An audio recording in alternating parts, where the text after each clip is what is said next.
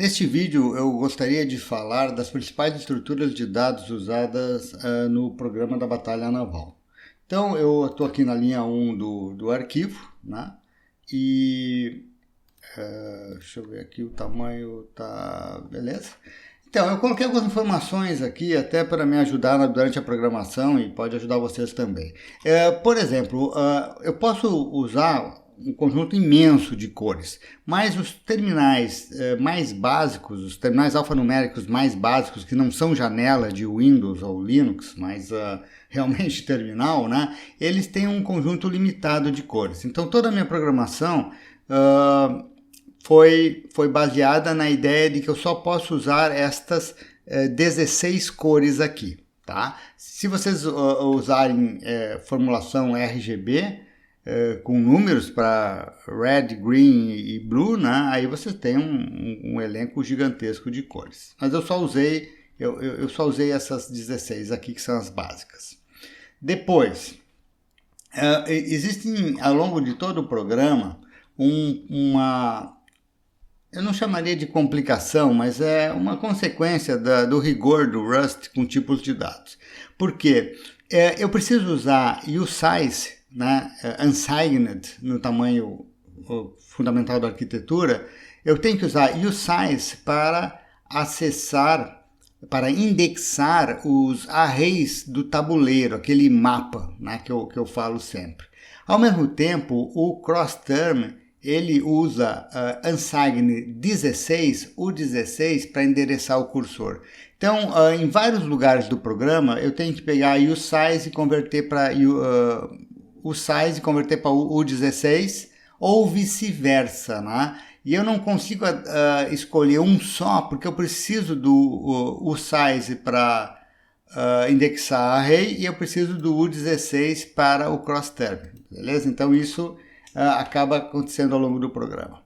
Depois, eu armazeno cada navio como um conjunto de posição, direção e tamanho. Tá? Deixa eu mostrar para vocês. Eu fiz aqui um desenho. Deixa eu mostrar aqui.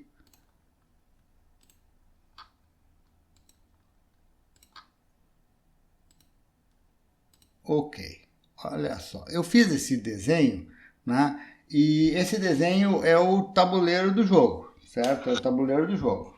E eu vou colocar aqui para vocês um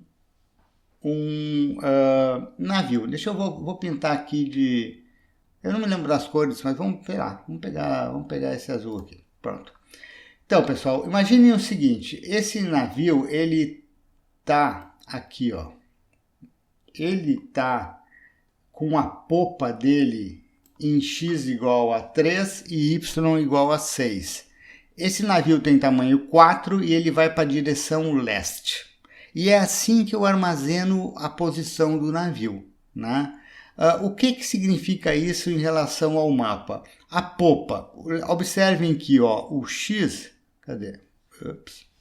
Aqui, ó. O X é a horizontal, são as colunas, e o Y é a vertical, são as linhas. Então, quando o cara me diz x igual a 3, ele está aqui. E o y igual a 6, ele está aqui. Tá? Então, a popa desse navio, ela está aqui. Tá? Cadê? Está aqui. Aqui, ó. Aqui. A popa do navio está aqui. Legal, esse navio, ele está indo em que direção? Esse navio está indo na direção leste. Tá? Então, esse navio, ele tá indo para cá, para o leste. E que tamanho esse navio tem? Esse navio tem tamanho 4. Então, eu partindo aqui do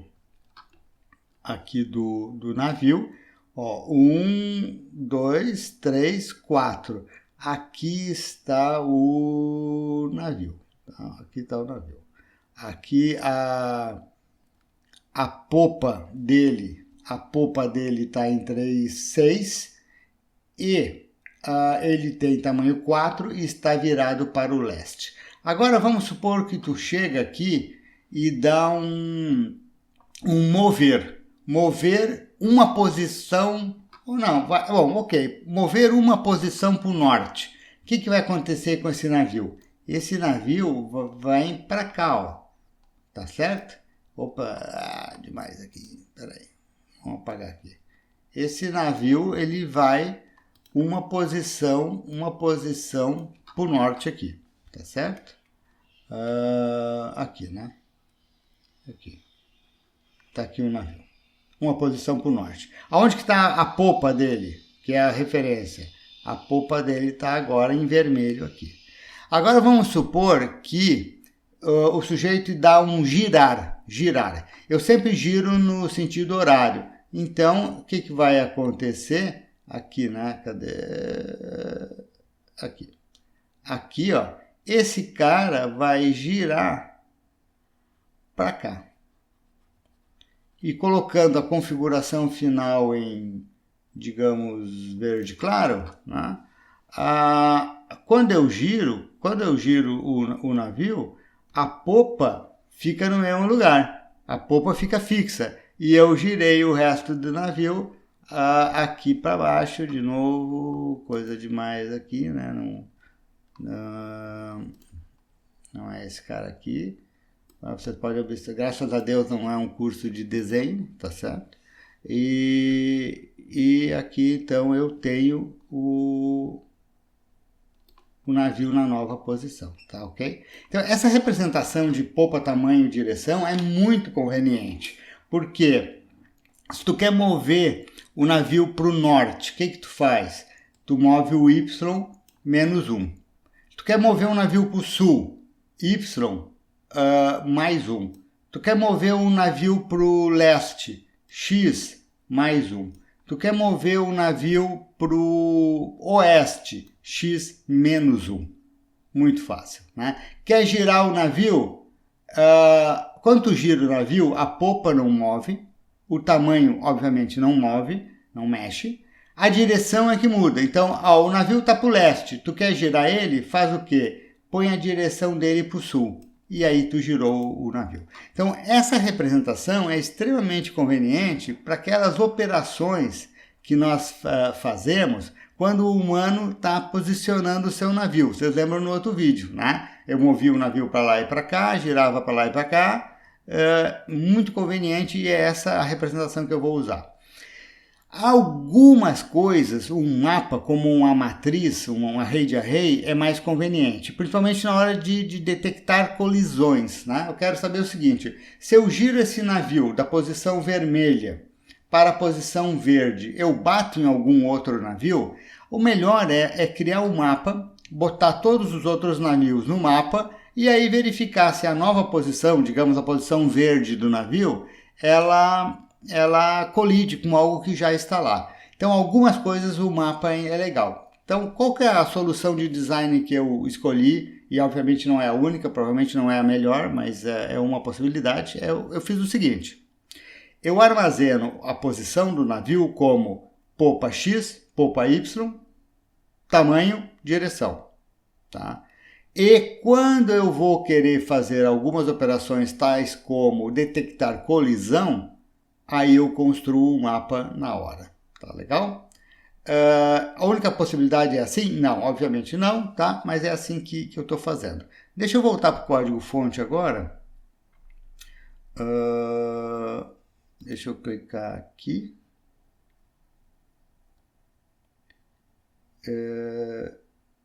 E deixa eu botar aqui na verdade, né?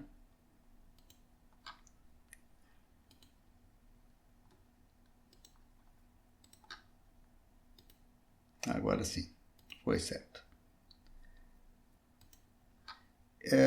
Voltando para cá então, continuando. Para algumas operações é construído o mapa, né, o mapa dos oceanos. E tomem cuidado que isso às vezes a gente se atrapalha. Aqui no mapa o Y é linha, tá? E o X é coluna. Então ao invés de indexar XY, a gente indexa YX. tá? Tem essa pegadinha aí, beleza? E, como eu já mostrei antes, as bibliotecas CrossTurb e Rand precisam ser incluídas aqui como dependência no cargo TOML. Ok. Aí em seguida temos o que? Um monte de use, né? Isso aqui normalmente quando a gente usa algo que não está ao alcance do compilador, ele reclama. A gente tem que informar módulos, funções, structures que a gente usa. Aqui depois tem um grande conjunto de consts.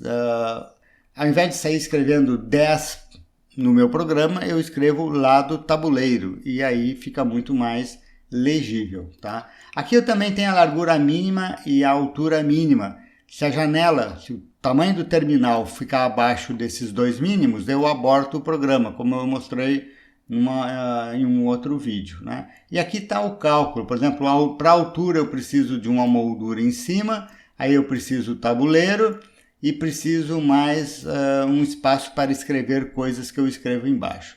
E aqui, ó, aquilo que eu falei para vocês, tá vendo? O lado tabuleiro eu criei como um usize, mas a altura mínima eu já criei como U16. E para misturar os dois, eu sou obrigado a converter. Então, eu pego o lado tabuleiro, que é um usize, e converto para um U16 antes de criar a altura mínima U16. Para a largura mínima, eu tenho o lado do tabuleiro para o humano, o lado do tabuleiro para o bot, né? E mais as molduras. E aqui tem uma coisa interessante, pessoal. Vocês lembram que o tabuleiro tem 10 posições na horizontal, né? 10 por 10, tem 10 posições na horizontal. Porém, na tela eu estou usando 2 caracteres por posição do tabuleiro. Então, se o meu joguinho tem um mapa com 10 posições na horizontal, eu preciso de 20 caracteres para desenhar na horizontal. E na vertical? Na vertical não, né? Na vertical não, porque cada posição do tabuleiro é um caractere só na vertical, então não precisa multiplicar por 2. Cada jogador tem 4 navios, o tamanho máximo é 5, e eu estou usando 999 para representar água e 888 para representar destruído em algumas posições. Depois, caracteres. Eu botei aqui um link onde vocês têm a lista de caracteres de Unicode para escolher. Eu preferi, ao invés quer dizer, o Visual Studio Code até permite que eu coloque caracteres especiais aqui, né? Mas eu posso estar usando algo que não funciona assim, né? Um nano da vida, por exemplo. Então, eu criei constantes, por exemplo, canto inferior do meio, canto superior esquerdo. Isso aqui são os códigos Unicode desses caracteres. Eu acho mais fácil trabalhar assim, tá? Bloco duplo são 2 caracteres bloco, explosão duplo são 2 caracteres de explosão, um do lado do outro e por aí vai. Tá? Chegamos na estrutura de dados, que é o mais importante aqui. Eu criei vários enums e várias structures aqui no programa. Então vamos lá, pessoal. Enum jogador, enum jogador. Tem 2 possibilidades. Tem o jogador humano e tem o jogador bot. Às vezes eu quero saber se é humano ou se é o bot. Daí eu uso o enum jogador. O que mais? Enum direção. O navio ele pode estar voltado para o norte, para o sul, para o leste ou para o oeste. Então é natural fazer uma enumeração. Aqui nesse caso, eu pedi para o compilador derivar automaticamente código para o debug, porque me permite dar prints, né, da direção diretamente na tela com o print ln exclamação. E eu também estou derivando copy em clone. Por padrão, o enum não tem semântica copy, só tem semântica move. Mas esse enum aqui ele é muito simples, não tem nada, são só as variantes. Portanto, eu posso facilmente derivar copy e clone e isso facilita a programação em alguns aspectos. Essa questão da semântica move e semântica copy é assunto do curso básico de linguagem Rust, lá do início, né? Porque é fundamental na hora que a gente programa Rust. O que mais? A estrutura navio. Como eu falei para vocês, para mim um navio é representado pela posição da popa no X, que é a horizontal, posição da popa no Y, que é a vertical, a direção que ele está, e observem que a minha direção é o enum direção, né? O tamanho dele, no caso nós temos de 2 a 5, 2 é submarino, 5 é porta-aviões, e eu tenho aqui um desenho. O que é o desenho? O desenho é o que aparece na tela para cada pedacinho desse navio. Não é um navio inteiro.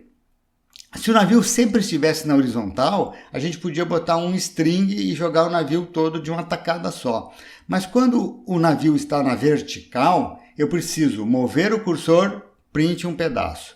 Move o cursor para a linha de baixo, print outro pedaço. Move o cursor para a linha de baixo, print outro pedaço. Então aqui eu coloquei apenas um pedaço do navio. Vamos entender isso daqui. O que tem nessa linha aqui? Styled Content é algo do CrossTerm, né? É algo do CrossTerm e me permite colocar caracteres coloridos e etc. com atributos além do default. Okay? Mas é uma coisa do CrossTerm. O que eu estou colocando dentro desse Styled Content? Eu estou colocando uma referência estática. E para um STR, vamos ter que olhar os três juntos numa tacada só. Vocês sabem que todo texto que a gente coloca entre aspas, ele é uma referência para string, né? Uma referência para string literal, né? Entre aspas. String entre aspas fica fixo no código do programa, ele é static, no sentido que dura para sempre, enquanto o programa estiver rodando aquilo está lá, e ele aparece em termos de tipo de dado como uma referência para STR, né? Um slice, né? Na verdade uma referência para um string slice. Então, como os caracteres que representam os navios são fixos no meu programa, eu estou usando isso daqui. Isso aqui está dizendo apenas o seguinte, olha, esse styled content do CrossTerm que eu estou usando, ele está adaptado para um string slice estático. E isso vai ficar claro aqui embaixo quando eu crio o navio, né?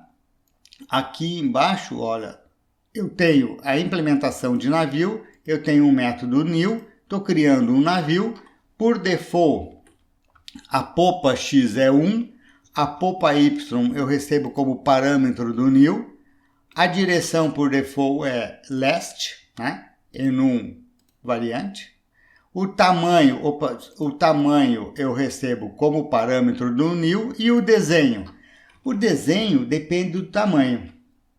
No caso aqui, se o navio tem o máximo tamanho, ele é um porta-aviões.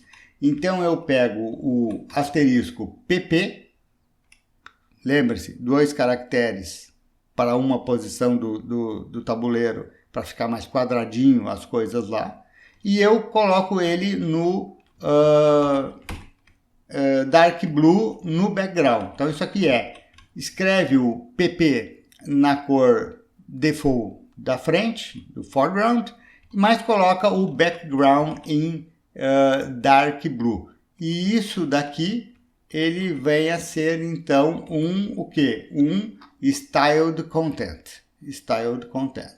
E qual o recheio do styled content? O recheio dele é esse PP entre aspas. O que é um PP entre aspas? Ou qualquer coisa entre aspas? É uma referência para string slice do tipo static, porque entre aspas é literal e vai estar válido durante toda a existência do programa da gente, né? Tu vê que no livro do Rust o static aparece, e essa referência a lifetime aparece no capítulo 10, né? do livro do Rust, ao passo em que string slice, né, referência para string slice, aparece bem mais antes no livro. Legal, pessoal. Então nós temos um navio e temos aqui a possibilidade de criar um navio. Como é que eu giro um navio? Aquilo que eu falei para vocês antes. Simplesmente, se o cara estava para o norte, agora ele virou para o leste.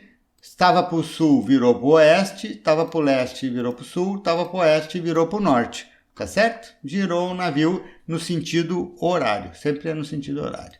Essa aqui é uma função que eu não estou usando. Eu botei o sublinha, o underscore na frente para não ganhar warning, né? Mas eu deixei ela porque ela ficou bem interessante.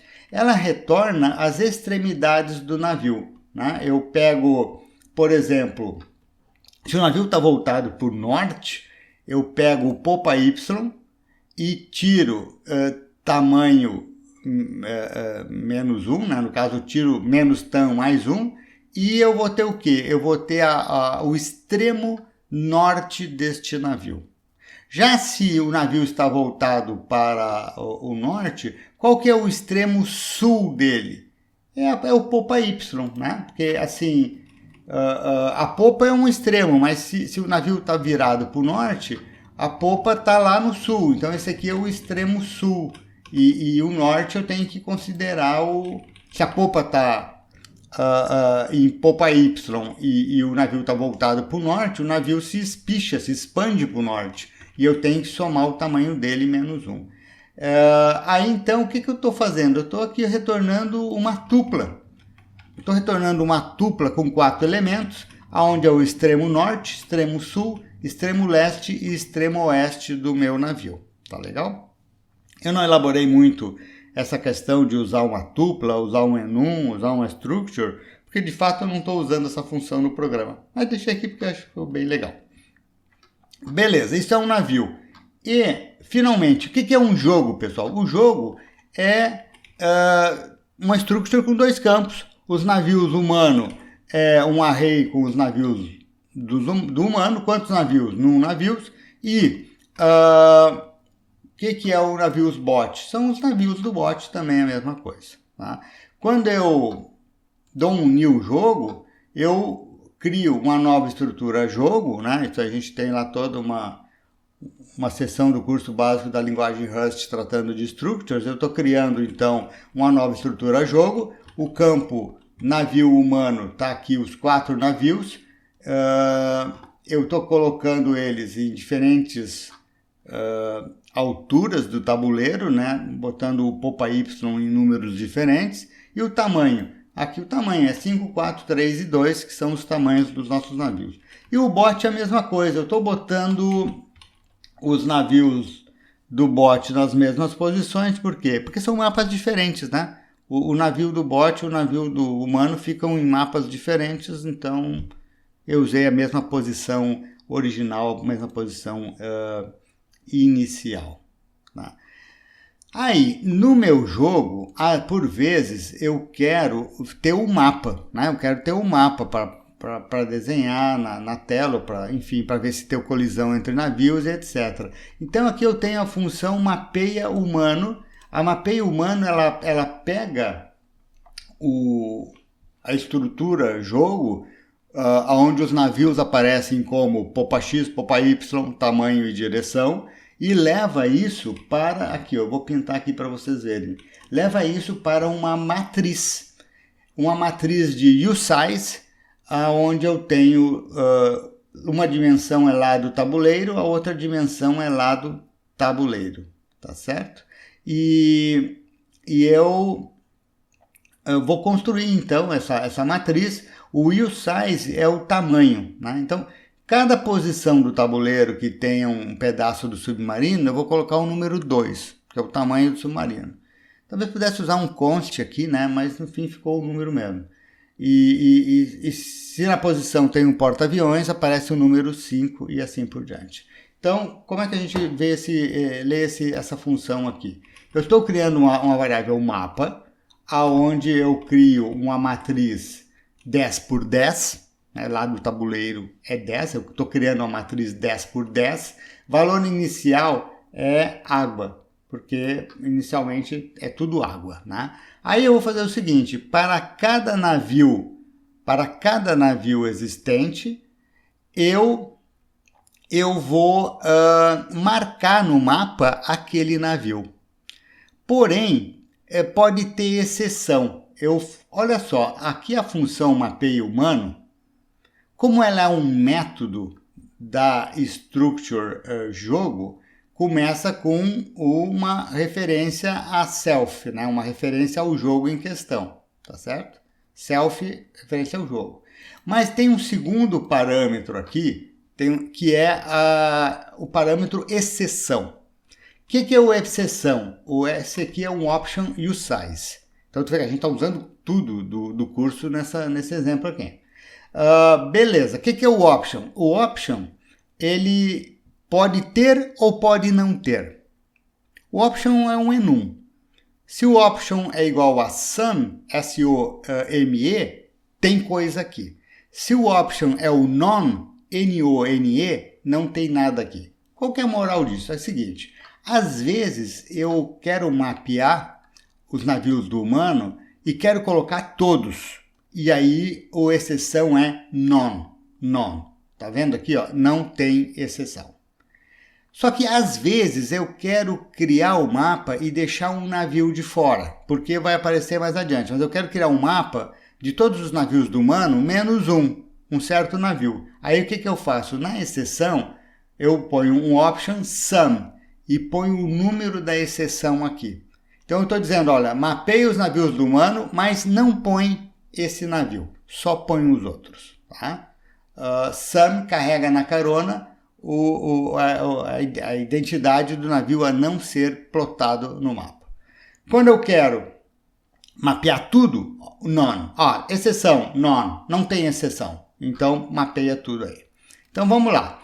Para cada um dos navios do humano, se não tem exceção, é para mapear tudo. Ou até tem exceção, mas a exceção é outro navio que o N, né? Vamos pintar esse cara. Aí eu vou fazer o seguinte, eu tenho que pintar cada posição do tamanho do navio. Né? Por exemplo, se é um porta-aviões. O porta-aviões tem tamanho 5.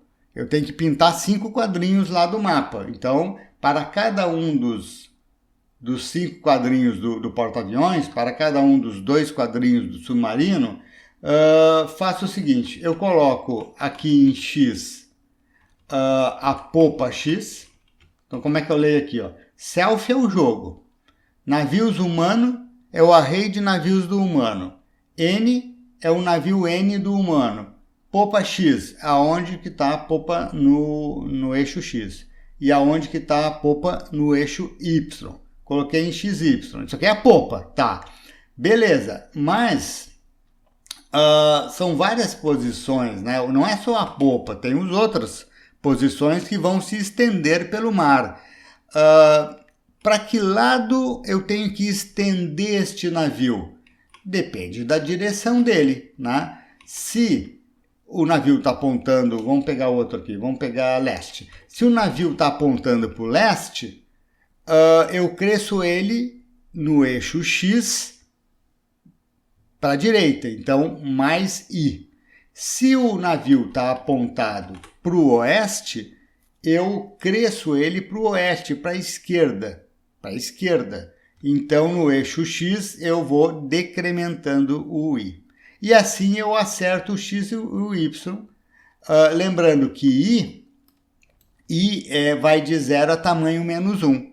Então, por exemplo, se o I é 0, nós estamos falando da popa mesmo, né? Então é mais ou menos 0, não muda nada. É XY. Então é o quê? É a popa, né? O I igual a 0 é a própria popa. Aqui não altera nada, aqui embaixo não altera nada. Agora, o I vale 1. Isso aqui é um for, né? O I vale 1. É o quadrinho do lado da popa. Tá, beleza. Mas esse quadrinho do lado da popa está onde? Depende para onde o navio está voltado. Se o navio está voltado para o sul, o quadrinho do lado da popa, eu tenho que pegar o eixo Y e descer para o sul. Então, eu corrijo X e Y aqui. Corrigir X e Y, vou lá na posição do mapa, e aqui é aquela pegadinha que eu falei para vocês, tá? Y, eixo Y é linha, eixo X é coluna. Então, eu estou indexando YX. Foi a convenção que eu adotei, podia ser diferente. E aí eu vou lá no no jogo, vou nessa posição do mapa, né, posição YX do mapa, e coloco lá o quê? Coloco o tamanho do navio, porque daí eu sei se é 2 é submarino, 5 é porta-aviões e tal. Então, pessoal, com essa função aqui, que não é tão grande assim, eu transformo a minha representação, array de navios, popa X, popa Y, direção e tamanho, eu transformo num array de arrays, na verdade, uma matriz, que é um mapa, né? No final, aqui, ó, statement, comando sem ponto e vírgula, retorno da função, eu retorno o mapa para quem chamou. Mapeia humano, também tem um mapeia bot, é exatamente igual, tá? A única diferença é que agora eu faço as coisas com os navios do bot e não com os navios do humano. Nesse vídeo eu vou ficar por aqui. Tem ainda, dentro da structure jogo, tem o pode colocar navio, pode girar navio e pode mover navio, mas isso eu vou explicar em outro momento. E com isso a gente termina a estrutura jogo. Tá? Ainda temos muita coisa para ver, mas por hoje tá legal. Até mais.